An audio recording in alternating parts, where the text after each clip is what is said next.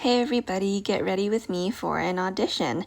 So I'm just going to pick out my outfit, and of course all the brands that I'm wearing today will be on the screen there. I also like to match my jewelry and my skirt, and that's because it's a nice way to express myself as a dancer while still staying within the confines of ballet attire. I also am a firm believer that if you feel beautiful and confident, you perform a lot better. So yeah, that's why I do that. Now I'm just going to finish prepping my skin and doing my makeup and doing my hair. Oh, and I should mention too, that first shot that you saw was just all the stuff that I needed for the audition. So that's my resume and headshot and dance photo and audition fee. Thankfully, this audition fee was only $15, so not too terrible. Sometimes it can get up to like $35 or $45, which I think is just criminal considering that dancers don't make very much to begin with, but whatever, it's fine. So now I'm slicking back my hair to do my French twist. And people ask me how I choose this hairstyle, and honestly, I use it for class, rehearsal, show, audition, really anything and everything. And the reason for that is because it is way faster for me to do than a bun with all my hair, especially now that I have the dexterity with my hands. Like, it takes me literally less than 5 minutes. B, it also just looks really clean and polished and sophisticated and elegant. It elongates the back of my neck, and I do have a shorter neck, and so dancers like that sort of long, lean line. That sort of aesthetic is really pleasing. So yeah, that's why I do it. And then I use two different types of pins. I use hairpins and bobby pins, and yes, there is a difference.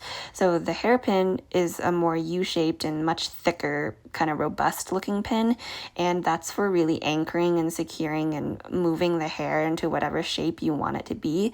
And then the bobby pins are more for the after, sort of finishing up the look by flattening it to your head and making sure that all the flyaways are tucked in. All right, and then for my makeup, I use 2 different primers and 2 different setting sprays and 3 different mascaras. Yes, 3, and there's reasons for all of those things. Now, the preparation for putting my makeup on is really important for dance because the makeup that I'm using is not like normal street makeup, and it can't be because I'm going to be under these bright exposing stage lights, and it gets really hot and I'm moving, so I sweat a whole bunch, which means that the products need to be stickier but drier and more full coverage. So yeah, preparation is really, really important. And then the 2 setting sprays that I use, one of them is actually for just soaking the beauty blender, and then the other one is actually for setting the rest of the face. And then why I use 3 different mascaras is because one of them is a primer, one of them is for volumizing, and then the other one is for making sure that there's no clumping. And as much as I love being Asian, I feel like my genes did do me a little bit dirty with my lash length, so yeah, I do feel like I need the extra help with those products, which of course everything else that I use too is listed on the screen.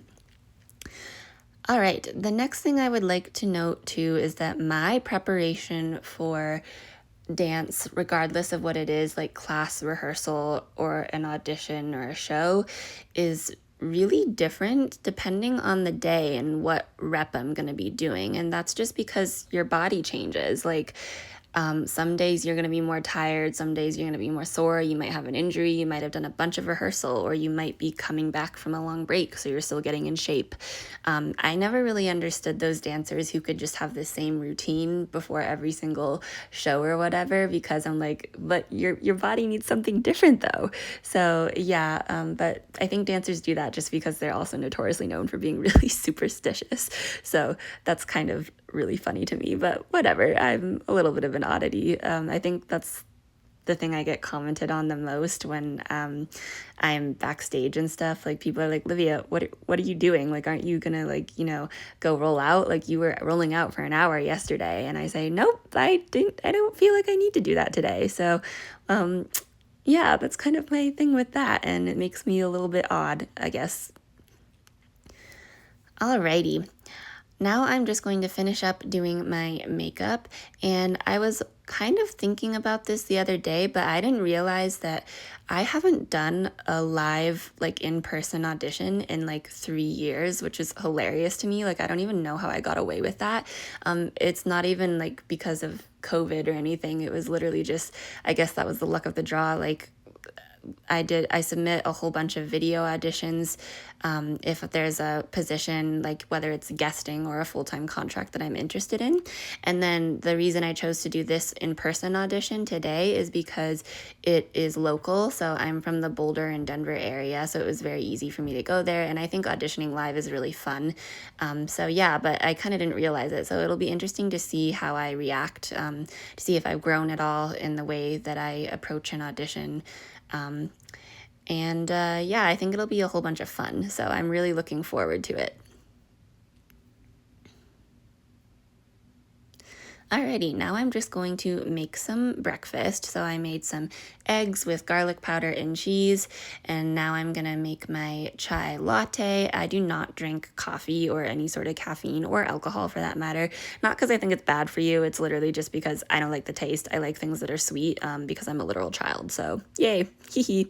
I'd also just like to note too that as a professional dancer, I do not count my calories. I think it's insane when some dancers do that. Like, it would just drive me crazy. It also is just not good for my mental health personally, so I don't do that. I'm a firm believer that you should eat when you are hungry and stop when you're full. Make sure that you're just getting enough energy, and obviously because you're an athlete, like, you're gonna probably eat a little bit more than the average person, and that's okay. I also find that cutting out specific parts of nutrition really is a detriment to my performance as an athlete. So I really like to eat a little bit of everything, and that includes carbs and sugar and fat, by the way. You need all of those things, or at least I do personally. So yeah. Oh, and we have a guest. Hey, Gigi. Sir, please do not lick my toast or I'll be really, really sad. Thank you.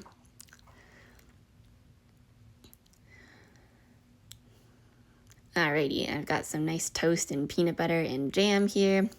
And it's really important to hydrate as well. So I've got my liquid IV and I'm gonna put that into my big fancy cup. Isn't it so cute, you guys? I think it's so Bridgerton coded, and anybody who knows me, I'm a Bridgerton fanatic. So yeah, super cute. I feel so like, I don't know, posh, high tone when I walk into the studio with my Hydro Flask cup.